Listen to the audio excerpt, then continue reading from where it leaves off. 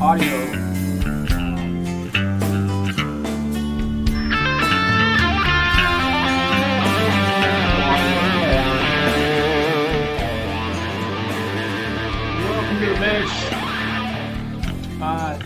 This is something that I had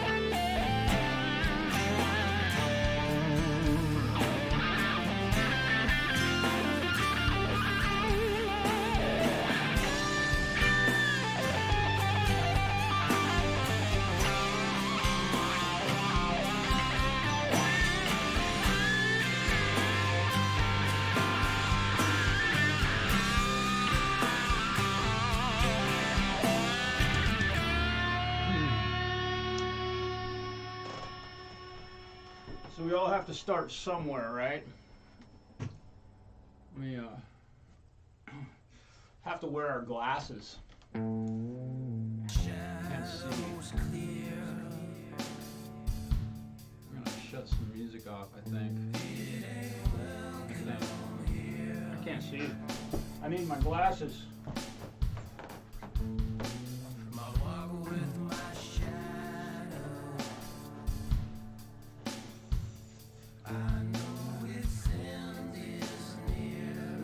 Down or off. Okay, earlier Timothy asked me a question about frets, and he has a nick in one of his frets, and I'm going to answer that question right now.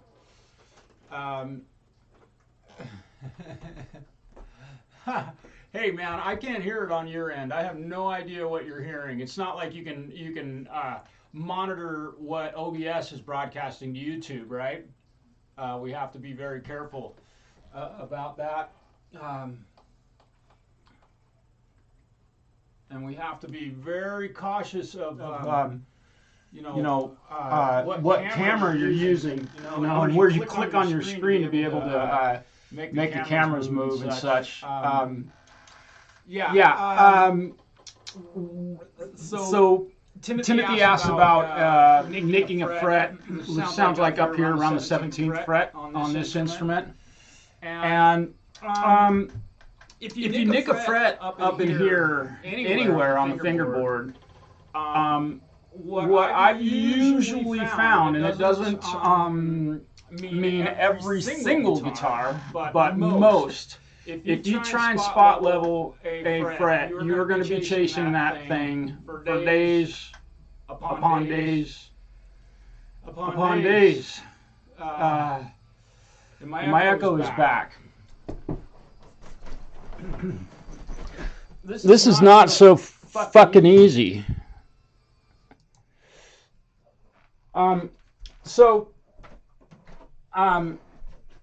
I don't typically spot level anything. Usually what I will do is, it depends. I need to check this. You guys, I appreciate this. I need to make sure that when I switch from scene to scene that it does exactly what I tell it to do. There we go. Okay.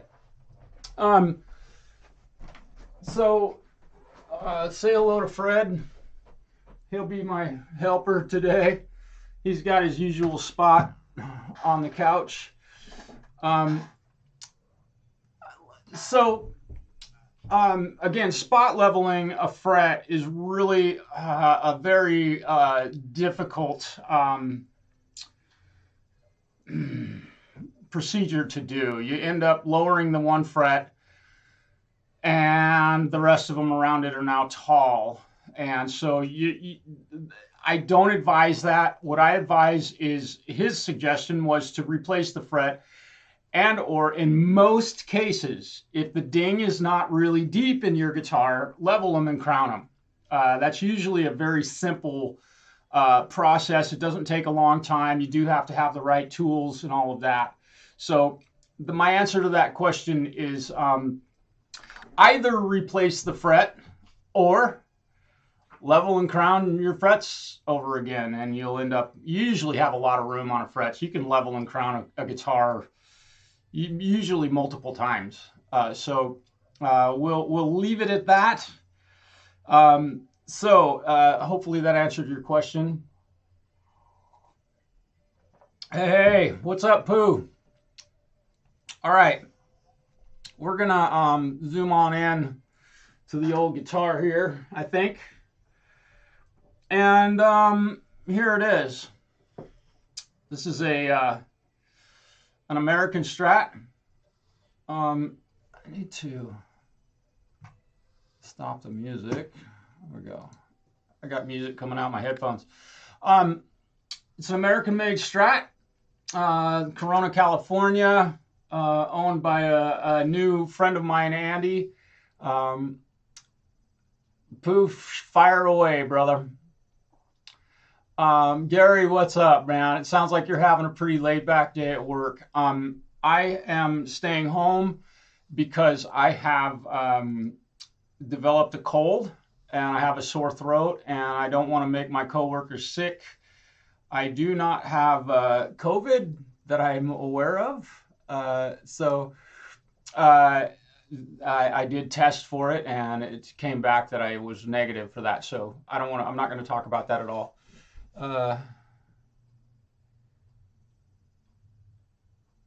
Okay, Pooh, fine. Don't know what I don't know. So, okay.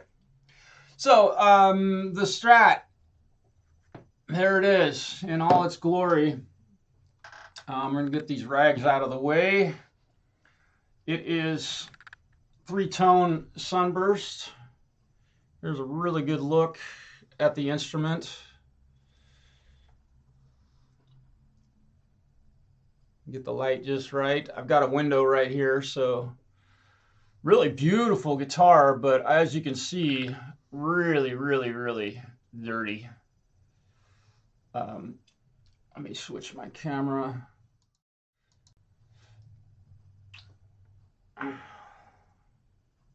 There you go. Really dirty and dusty, as you can see. The headstock and all that. So, Zach, hey buddy, it's good to see you.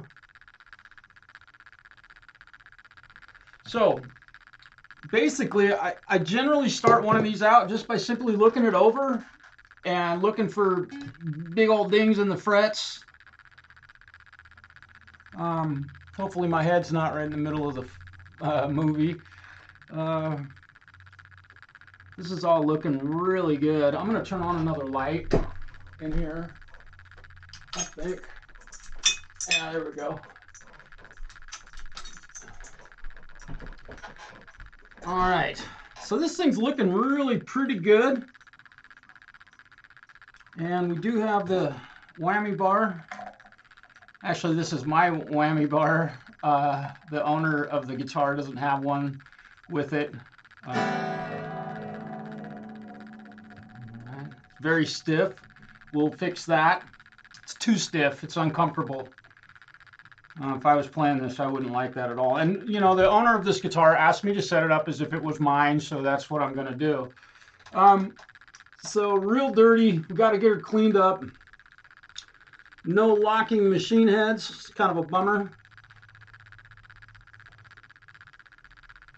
I like locking machine heads. All the machine heads look good. So, we're going to dive in. String action is really too high.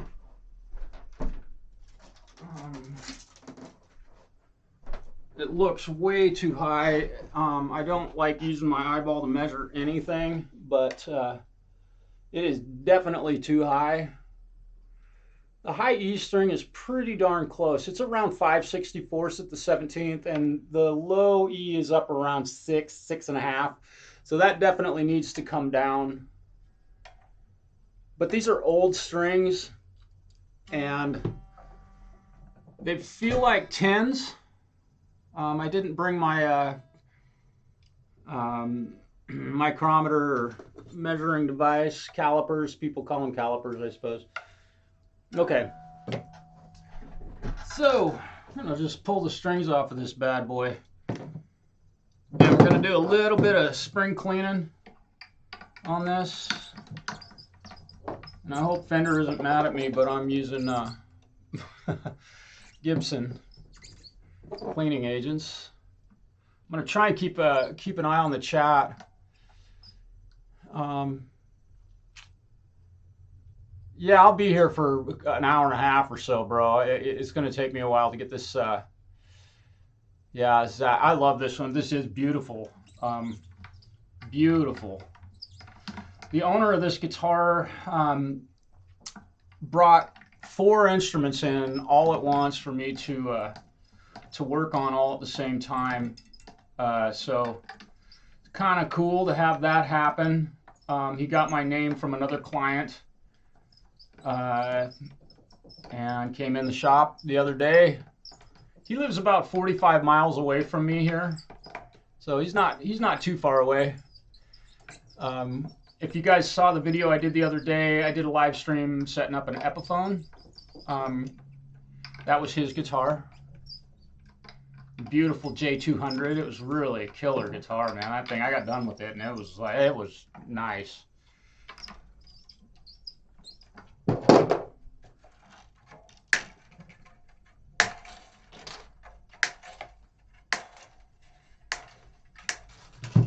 These strings off of here. This will be where my cat gets excited, probably, if he catches wind of these strings flopping around. Very cool that there aren't knots tied in the strings, but they are overwound, meaning there's way too many wraps on this. You don't need to wrap your strings that far or that many times. And he left a lot of tag on the end of this, so you're asking to get your finger poked. Cut these off right next to the machine head. Don't leave string hanging off of these. Not a very wise move, and I almost poked myself right there. Almost. Not quite. This way, you know, if you do this while you're changing your strings at home, if you're playing a gig, you break a string while you're at a gig, it comes, yeah, there he goes. Yeah, he's on it. There he goes. He's getting a load of this. I don't know if you can see this. You getting it, buddy? Okay. Uh-oh. If you break a string at a gig, they come off like that instead of trying to untangle them. You have a 79 Strat. Oh, for setup. Yeah, I understand, bro. I hear that a lot. On a Strat, Tristan, and welcome, buddy. It's good to see you. Have you, okay, 2 questions for you. Before I answer your question, I have a question for you. Number 1, did you download Reaper? Number 2, did you download any of the Neural DSP guitar plugins? Twofold. And then I'll answer your question. You'll find out on a Strat very soon. I will tell you, brother. Tremor, I get it, man. And I have people that mail me their guitars. I just received one the other day that was a brand new instrument ordered from Fender. The owner had it sent directly to me before they even played it. Which is pretty cool. I'm going to pull this bar off of here. I already put it on here. It's kind of dumb. All right, Tristan. Did you get Reaper? And did you get Neural DSP? There's a couple guys on here that will testify to Neural's magnificent sounds. All right. Yo.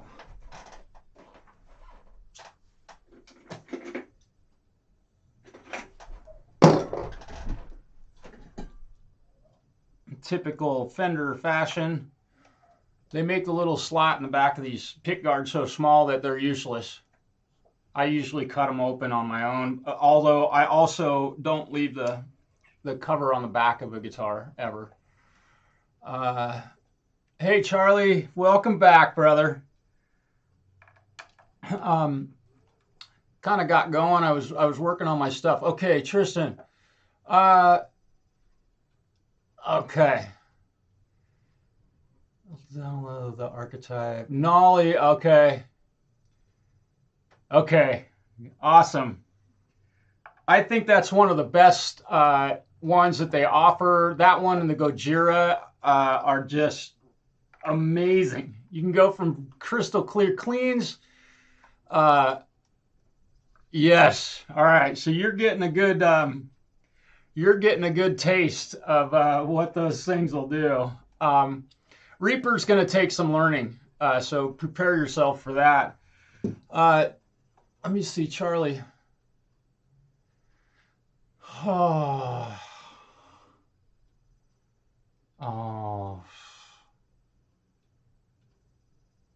Okay. Yeah, I do. Charlie, I hear that a lot. I live in a very small town, so clients, I really have one client here right now. You could say hello to him, Tristan, Tristan's built a couple of his own guitars, and he's brought them to me to do the final fix up and set up and some electrical stuff that he wasn't sure of. You know, he knows what it means to have me put my hands on a guitar, and I'm really proud of that fact. And it's really fun to give a guitar back to somebody like Tristan, and then he comes back and it's like, oh man, that guitar. So, that's the best part of my job. I'm not going to get rich doing this, nor do I want to. Okay, let's go back to the guitar work here. So pull the back off of this thing. Yeah, and we have 4 springs on it. And again, the plate is not big enough for the strings to come through. Fender does this. I don't know even why they put a hole in this. Somebody might have an answer to that.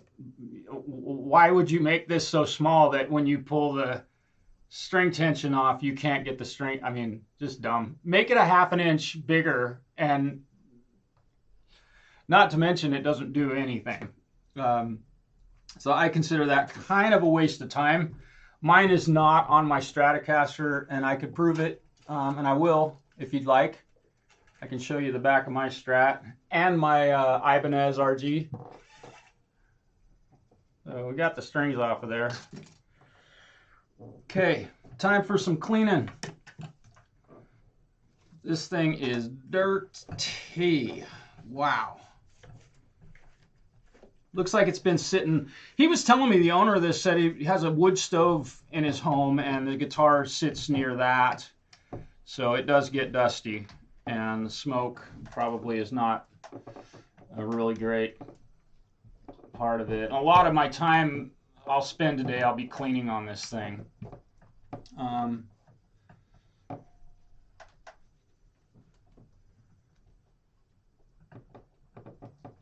These all feel really good and snug. However, I want to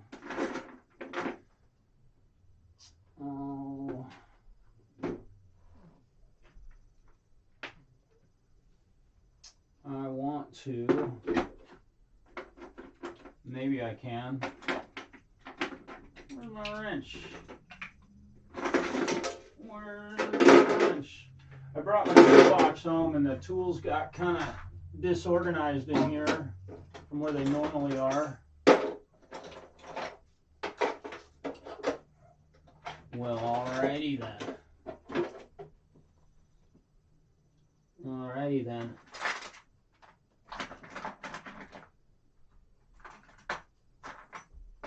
We're gonna skip that part of it right for the moment. Let's clean this baby up. Yeah, isn't that thing sweet? Let's see.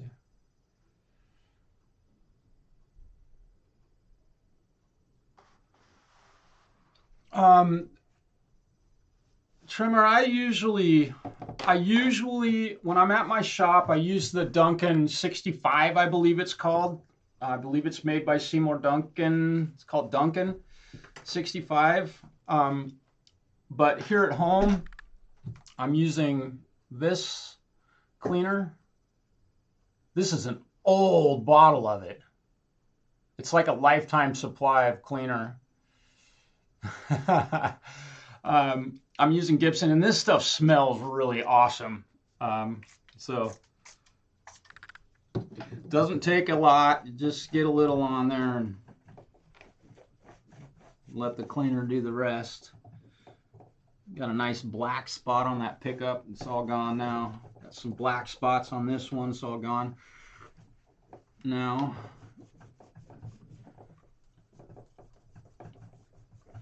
And I usually use rags that, hey, the distance, hello, you guys. Oh my God, you guys are amazing. If you guys haven't subscribed to The Distance by now, go subscribe to their channel and prepare yourself for hearing some really remarkable singing, guitar playing, looping, harmony vocals. These guys are incredible. Incredible.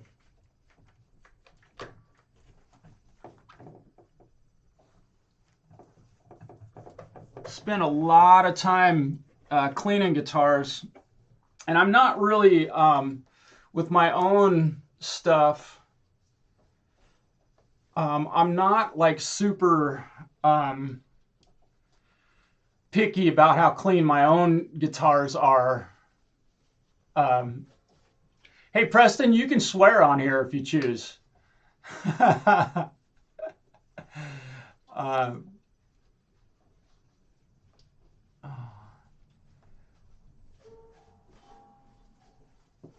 Oh, thank you. Yeah, foul language is certainly welcome on here. If sometimes nothing says it like that. Still got a couple of little spots on this one that I want to really focus on. I like to clean them a bit before I do anything else. Just, you know, so I have a good level playing field to start with, and I can see all the fingerprints that I leave in it after I'm done. Oh, of course, this guitar isn't black, so it doesn't quite show the fingerprints. And Tremor, I think I was mentioning this earlier. I do have people that do ship me their guitars from places like Chicago and LA, and it's worth it to them to send them to me. Apparently, they're willing to risk the shipping, which they pay for. They're willing to risk the shipping because they take great care when they package up their instrument to get it to me. And it can be expensive, but to them, that expense is worth it because they don't have to wait 6 months to get their guitar back. Usually it takes less than a month. If I get a shipped guitar, it goes on my bench almost immediately. Working musicians come first. I don't care where you're from or where you sent me a guitar from. If you're in my town and you have a gig and your guitar is broken, it is on my bench immediately. And it happens. Yes. Yes. We're based in Northeast Oregon. we're in a little town called La Grande, Oregon. That's where we're doing this video from, my home here. It's a fairly small town. We don't have a huge amount of industry here. We have a trailer manufacturing plant.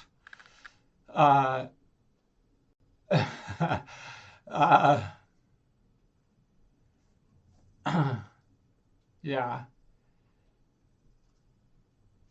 Well, yeah.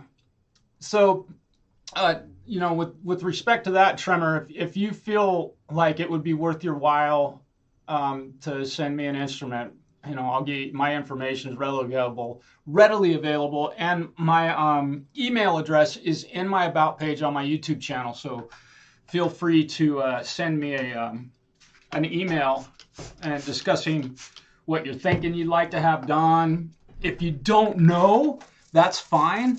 I talk to a lot of guitar owners that don't have a clue what they want, but they know their guitar isn't right.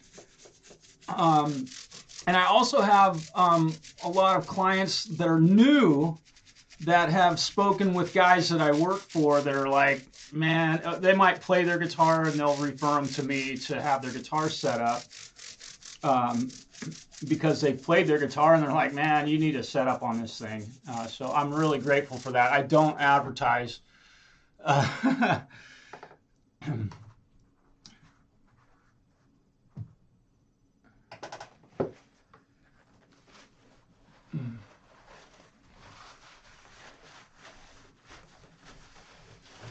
Word of mouth is the best advertising you could ever hope for.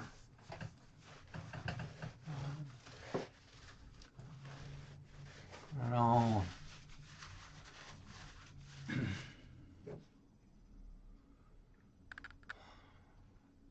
Yep. Been using this on my guitar necks, I think, since the day this came onto the market. I am not sponsored by Simple Green.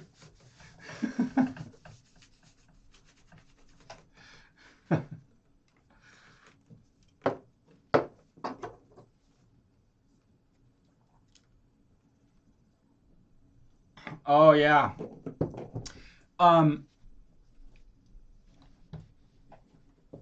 It's I've refretted my Strat once.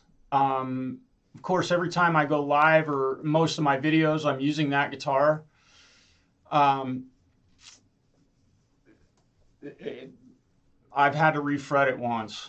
But that was also due to the fact that I had done a compound radius on the neck on that, which was compounded by using sandpaper and just sanding it down and looking at it and watching it go from 9.5 to about 13. It's totally custom. Pooh, you're absolutely right, man. That was one of the reasons. I've refretted my Taylor acoustic that's over my shoulder here. You can't see it, but I did the first 6 frets on that. Those ones were just done, so I refretted that part. So you can do a partial refret at times and really get an improvement in the playability of your instrument. that is always a, you know, the money makers down here. This is the money hole right here. You wear these things out. If you play a lot, it's amazing how quickly. And stainless steel frets, I'm not a fan of. I don't like working on them more than anything.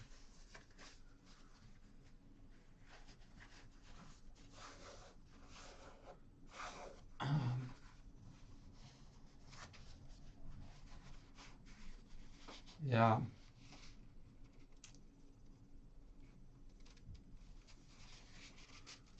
Yep, don't be a dick. That's a from you copied that from the Metalhead Hippie, didn't you?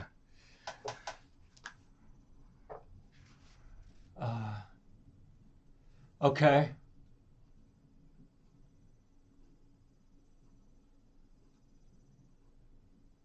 Okay. Yeah, that is one cool thing about stainless steel frets. They do take the abuse from nickel steel strings. I'm just putting some, this is the stuff I have here at home. I ran out of my normal linseed oil, but this stuff does have some linseed oil on it, mostly mineral oil. They call it lemon oil. It's my neck honey. I think these guys are based out of Seattle, Washington, so I kind of went local with those guys. It's great stuff. Wipe it on, wipe it off. Don't leave a pile of oil on there.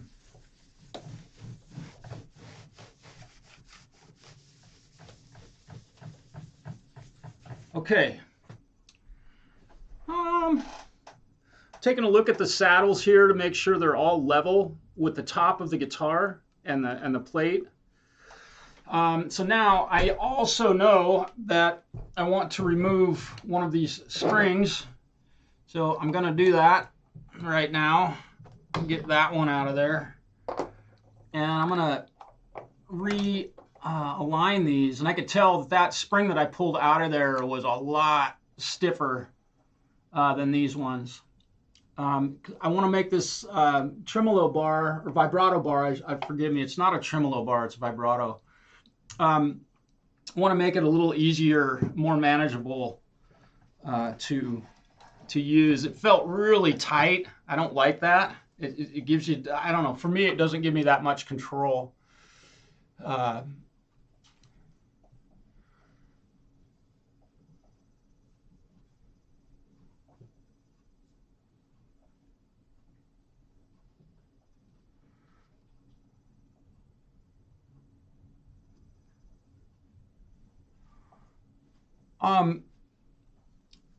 The big reason I don't like working with stainless steel frets is actually just simply, for me personally, the difficulty in working with them. I'm not set up with, I do have diamond bit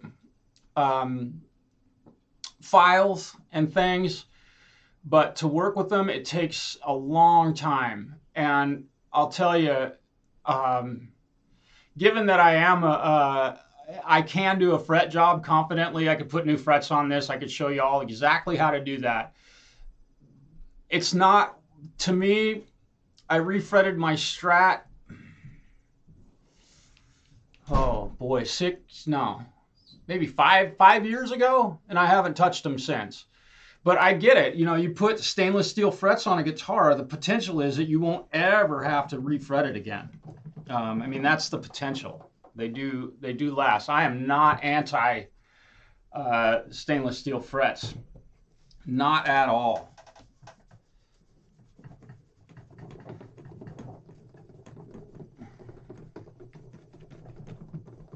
Not in the least. I've played a lot of guitars with stainless steel frets.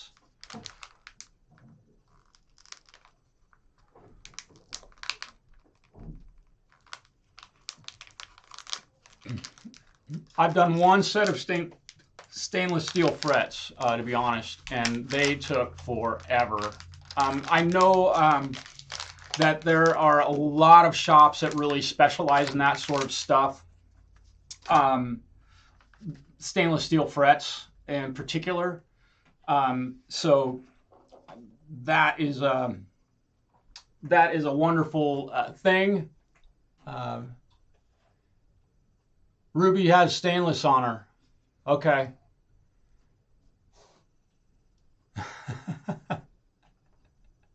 Right on. And again, you know, normally today I would be working at my shop, but I stayed home. I have a little bit of a sore throat. I do not have COVID, and I don't want to make my coworkers sick. So that's why I'm doing this from home today.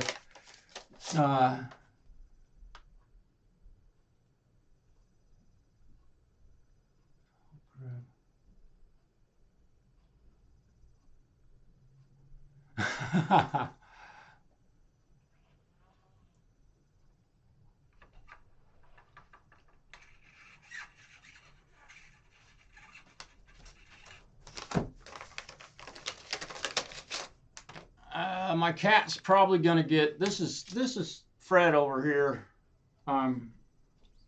He's keeping guard at the front door. Usually, that's his job.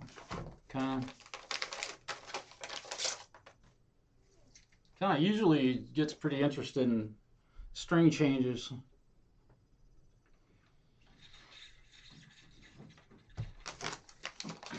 I haven't even begun the setup process on this.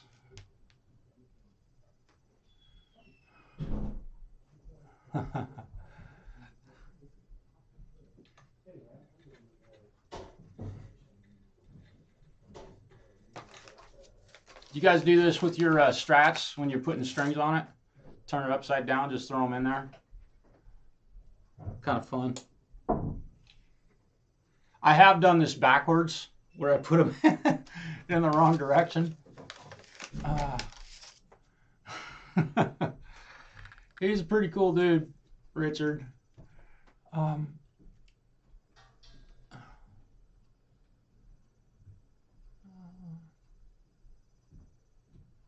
Trying to stay up on the chat as best I can.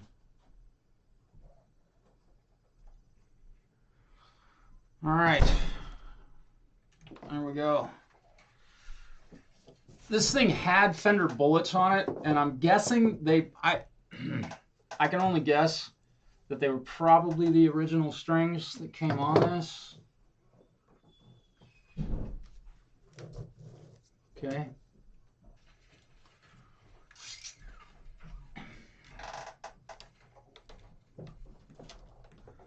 Two wraps, poke it over the top of your wraps, pull it tight, and tune it up. Put some tension on it so it's snug, tune it up. All right. That's how you put strings on. Two wraps over the top. That one got away from me. You guys have seen me do this 100 times. This will be the most boring part of this video, I promise. Except for those of you that don't ever put strings on your guitars.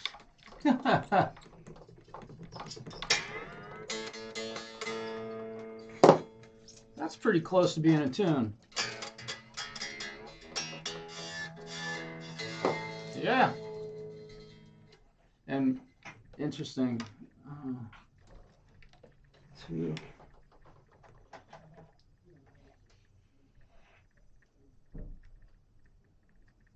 Come on.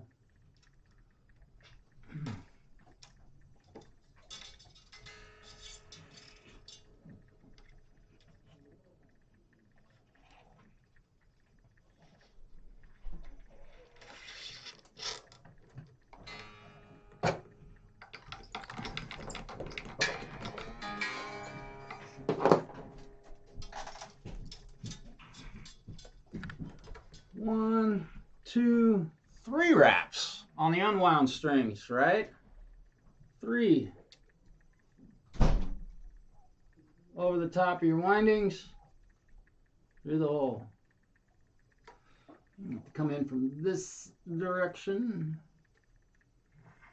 These ones, not a fan of these machine heads. They're graduated machine heads. I need more light. Need to get some lights going in here. Where are you? There you are. You gotta talk to him right.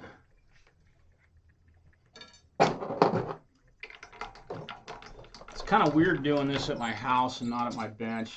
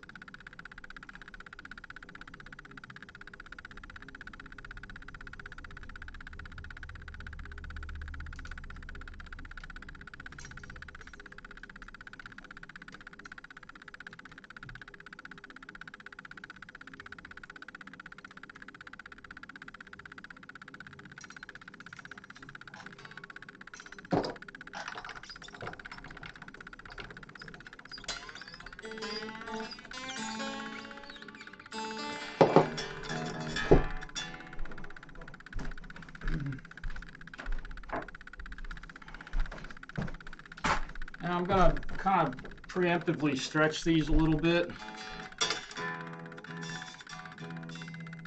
So that's an E. My ear still works. It's like perfectly E. Or pretty close.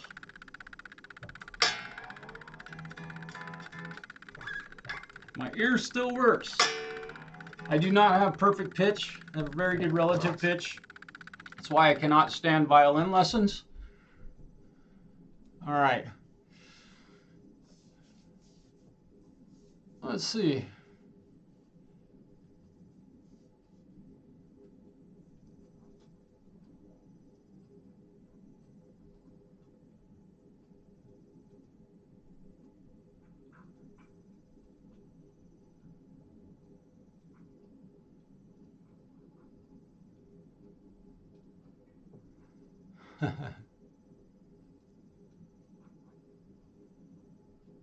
Clicking, invading my audio. See if I can see it.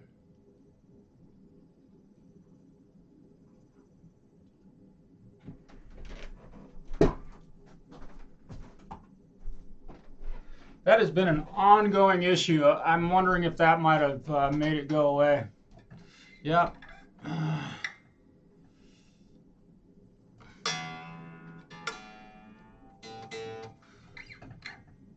It's all over all my recordings also. If you listen to my songs very closely, you hear this little click, click, click.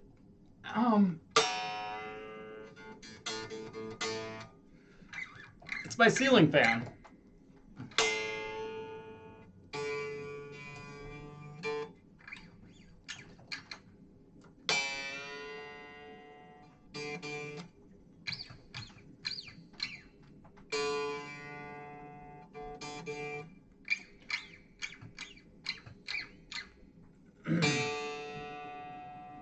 Thanks for the I appreciate y'all giving me some heads up on what's going on.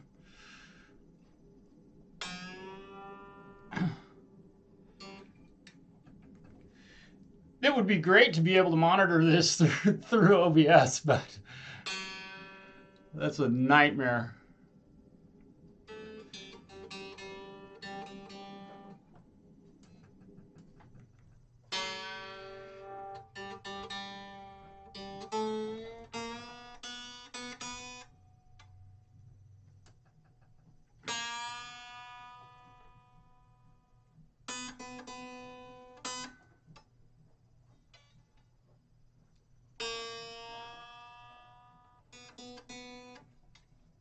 The boring part.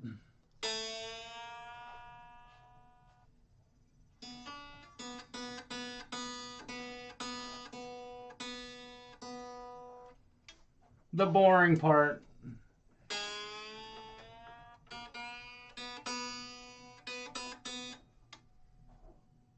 Interesting.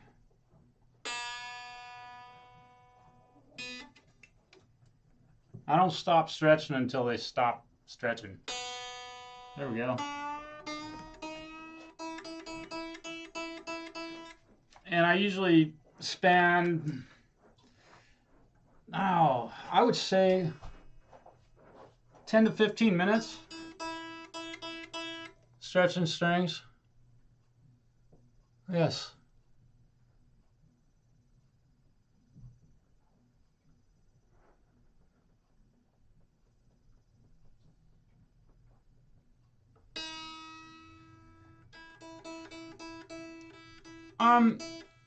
Trimmer, to answer your question, in a lot of cases I do. I'll drop tune down to a drop B or a drop C. And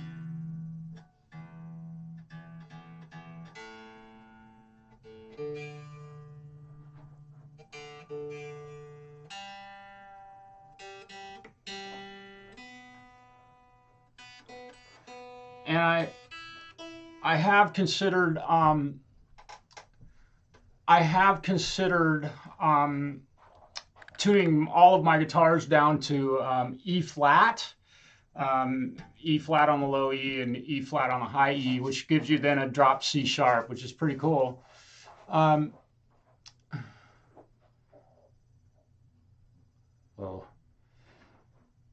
yeah. Okay. With regard to like vintage noiseless pickups from Fender, I think they suck. They have they're vintage toneless is what they should be, but that's my opinion. There are a lot of guys that love the noiseless pickups because of the quiet nature of their instruments once they put them in there.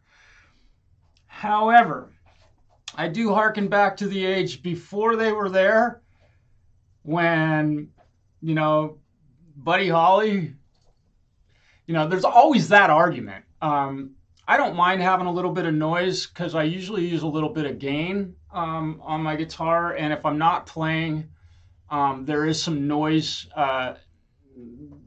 made from the pickups, regardless of being humbuckers or not. So, you know, there's always going to be a little bit of noise. The moment you add some gain or a foot pedal or something, you're going to get some noise. Without a noise gate, you can't avoid it. With Strats, I like Strats to sound like a Stratocaster. I like the way they look like this. So there's a lot of reasons for my answer with regard to that. You know, the 2 and the 4 position on a Strat, right here and right here, are the magic places for me. And I love the neck position. And I'm not the world's biggest Jimi Hendrix fan, but he was there a lot. I'm not. I've swapped out. Let me just do this. I've swapped out pick guards in guitars that had vintage noiseless pickups in them, and when the owner got the guitar back, the feedback that I got in their amazement as to the quality of the sound that they got out of the guitar versus the vintage noiseless, that's always been a positive. And I can use the word always in this case.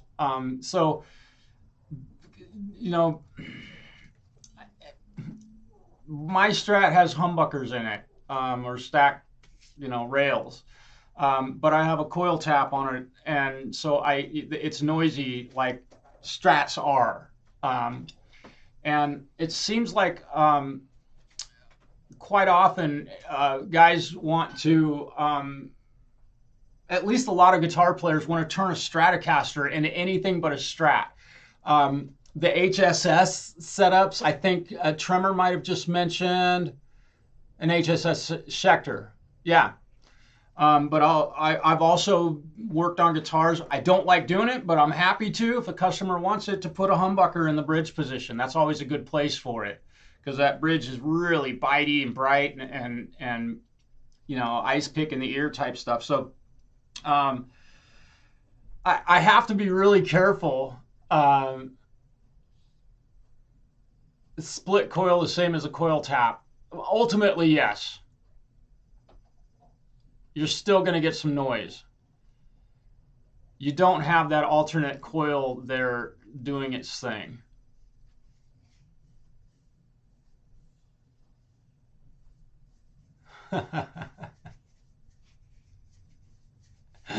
Okay, I'll be sure to tell him that. Preston knows all this stuff too. He's a great tech.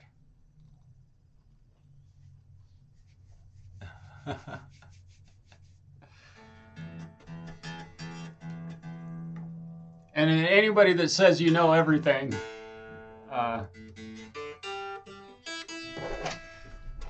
have to wonder about you. Let's see. All right, so our string action is way too high. I'm going to check our neck relief at this point. Where's my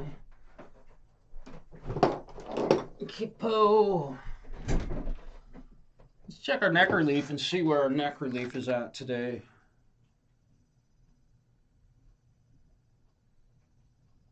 I'm going to give that a little bit of a nudge.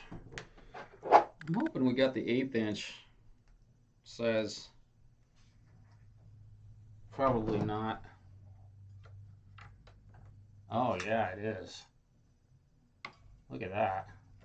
First guess. Gee.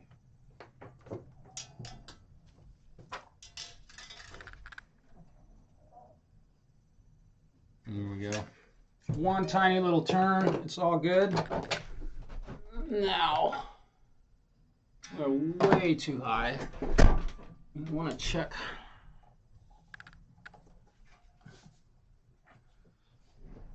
Check our string action there.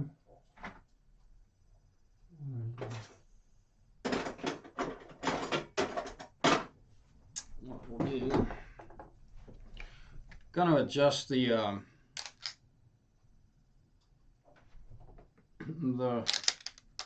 vibrato bar, give it a little more room. This one was already set up pretty darn good.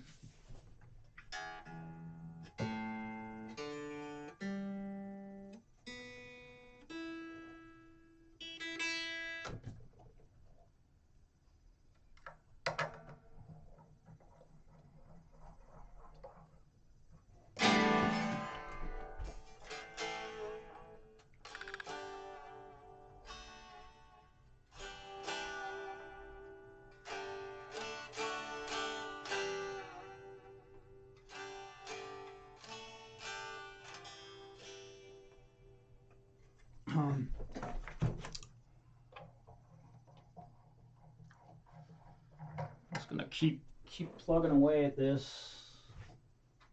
My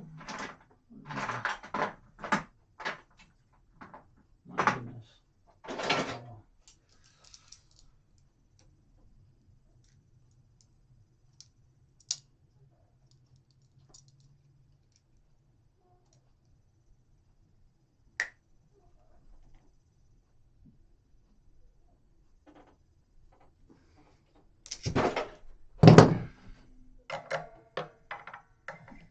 Too far.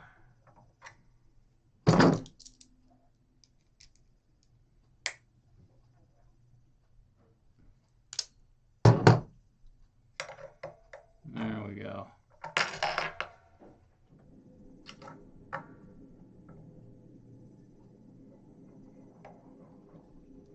Now we're talking.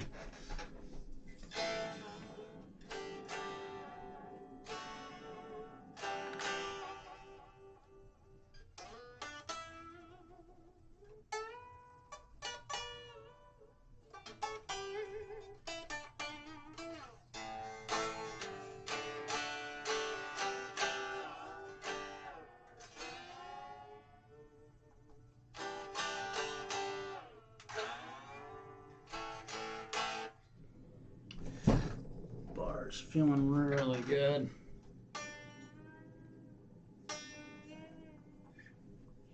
I want a little more movement on that. I like to set these up so that I got a full step of, if I pull back on the bar, I can bend the note up a full step.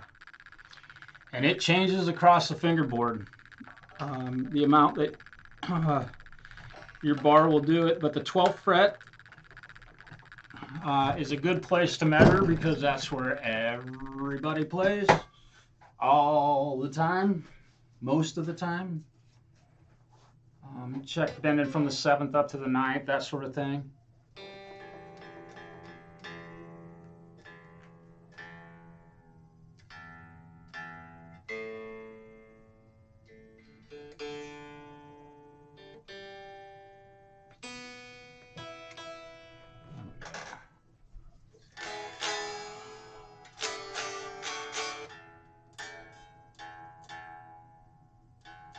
Interesting.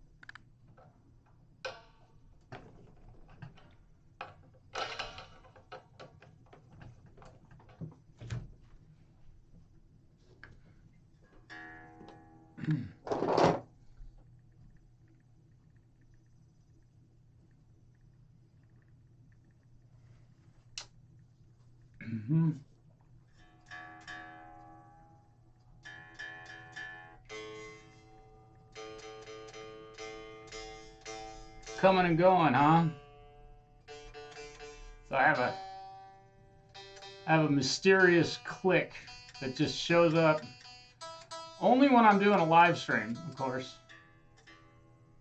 It's fun.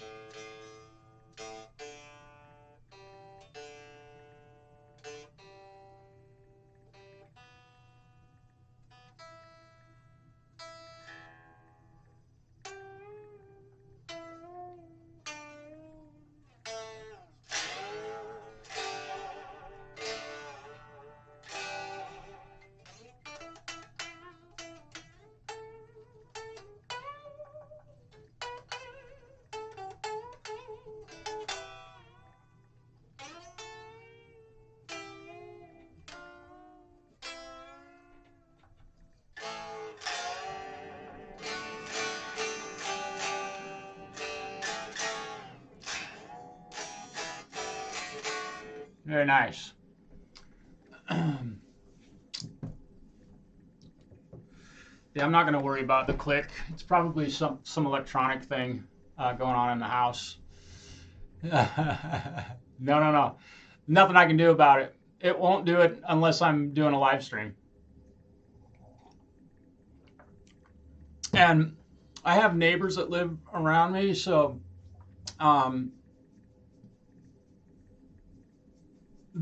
you know, of course, you know, they'll turn on a thanks for being here the distance.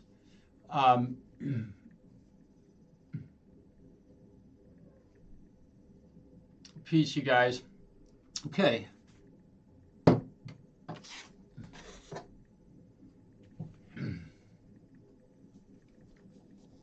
We're getting really close on this one.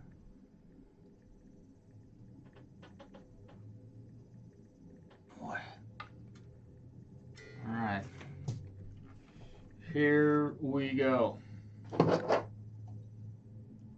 This is just really a general setup on this guitar that really didn't need a lot, obviously. It's in really good shape already. There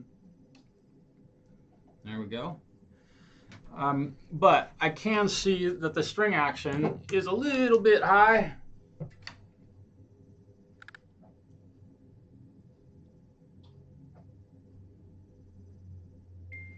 A little bit high.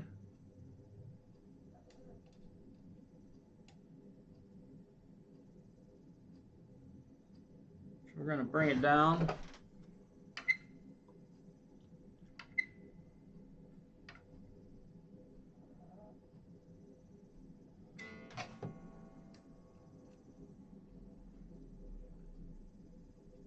I'm just making really tiny movements at this point. Just tiny movements. And the point here is to keep the that was too much. Gosh, that's amazing. These saddles are really awesome. Tiny little movements really do a lot. I like that.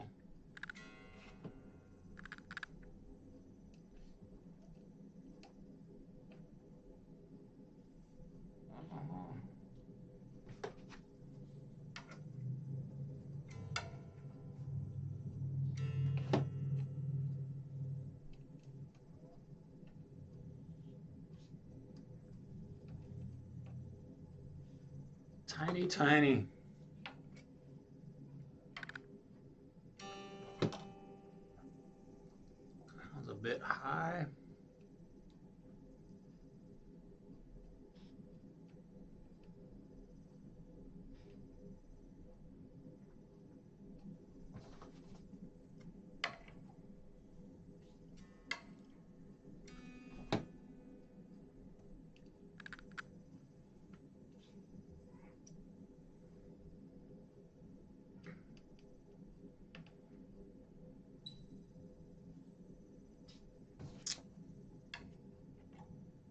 Whew.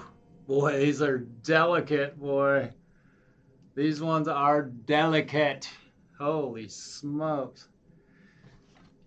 Love it. There we go.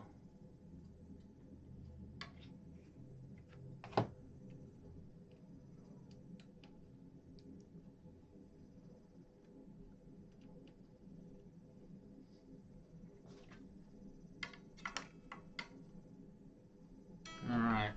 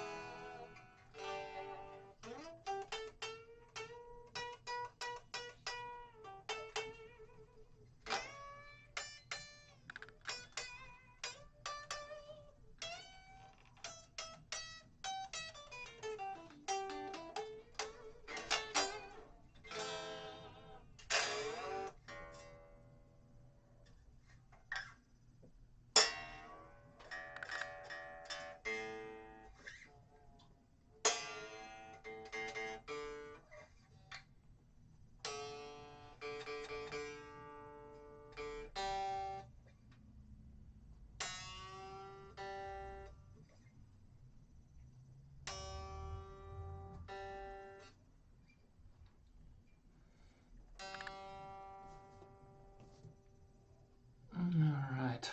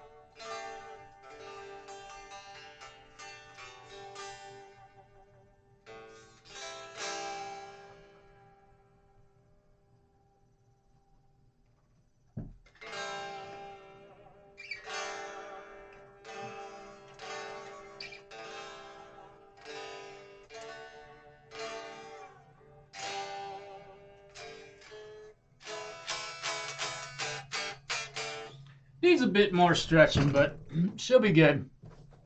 Hey, take care, Preston. Great to see you today. Don't be a dick. Sith, what's up? She's headed out. Everybody's headed out. That's great. Thanks for stopping by. It's great to see you. I hope you're doing well. I love the new song you and Mark did. Oh my God. I can't wait for the next one. My goodness. That was incredible.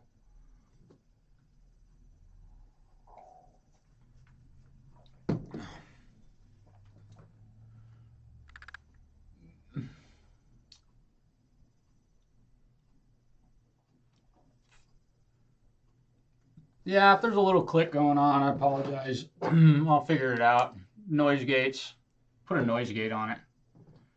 They solve everything.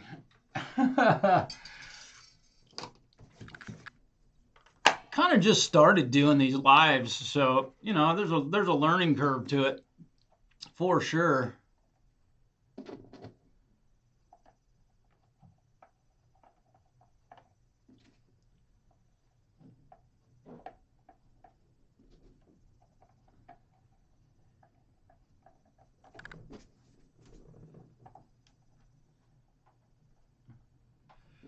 It's funny. It is funny how interesting it is to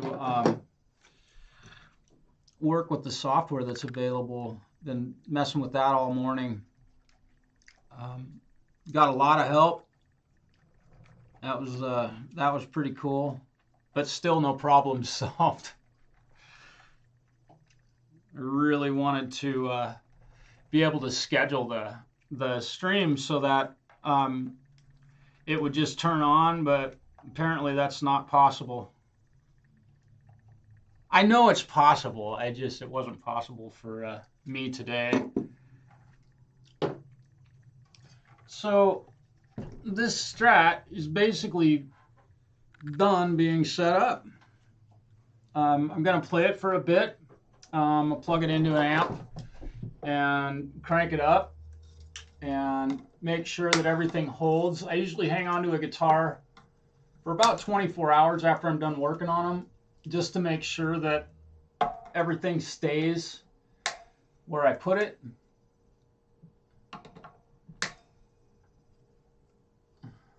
Kind of fun. Yeah, you gotta play them when you're done. Gotta play them. Oh, and one other thing. Let me do that. Oh, my springs.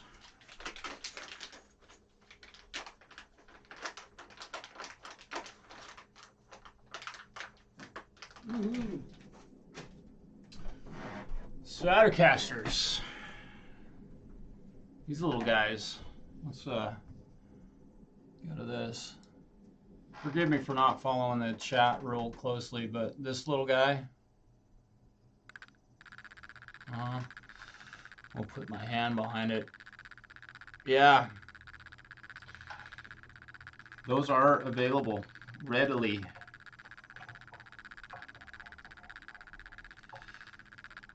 Often they're a little bit too long. So we end up having to snip them off in a lot of cases. This one is definitely not too long.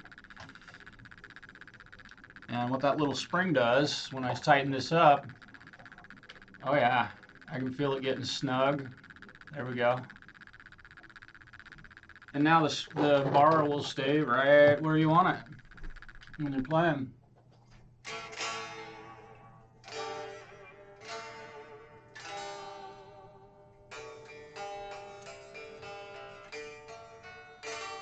Woo!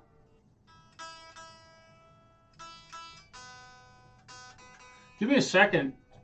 Richard, I'm going to try something real quick.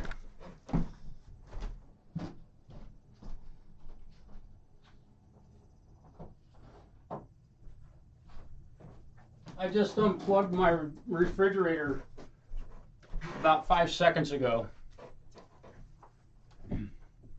Still clicking? Yeah, it must be. I wonder if my refrigerator pump is doing something. Zach, that's cool that you'd bring that up, because I have this. This was handmade by a gentleman named Jerry Nolte.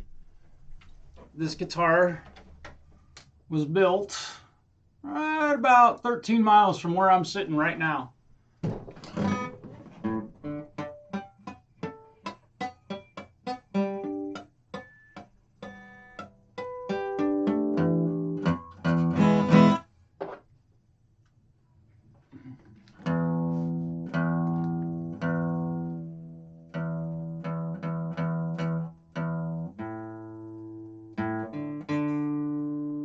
Boy, this thing's really out of tune.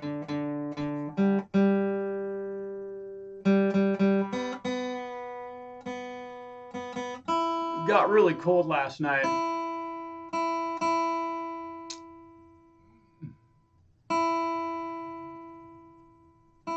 Yeah, it's probably what it is.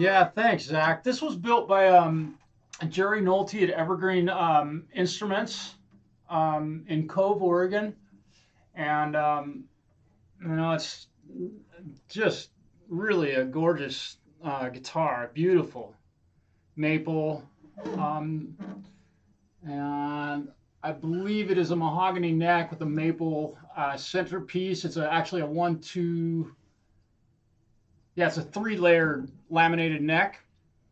Um, and then he does this kind of cool looking work around the headstocks on these, where he does this ebony around the outer edge of the headstock, all one piece on the neck. So it's pretty.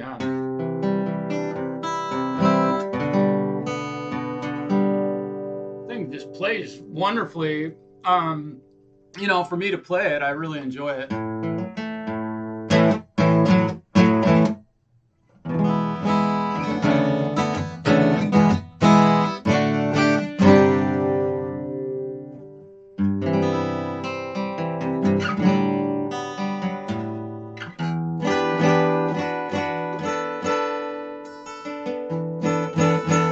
Now I'm playing. I need to quit. I'm pretty much done with this broadcast today, and I'd like to thank you all for being here. I'm going to go ahead and end the stream now, and I'll probably be back Monday, I'm guessing, for more of this. So I don't know what guitar I might be working on at that time. Could get interesting to see. What I might have on my bench on Monday. So I thank you, and Falco, thanks for helping me out with the sound and letting me know. I wish I knew exactly what was going on with that, but I don't. Um, it's funny because it never shows up in my recordings. Not that I'm aware of. Of course, I can't hear. So um, thanks you all for being here. I'm gonna head out. I'm gonna play some. Let me play a song from maybe Mark Tanner, I think.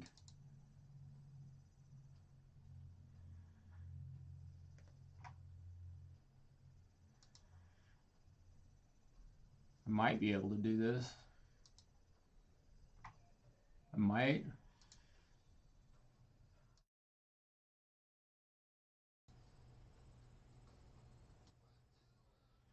Interesting. Thanks, you guys.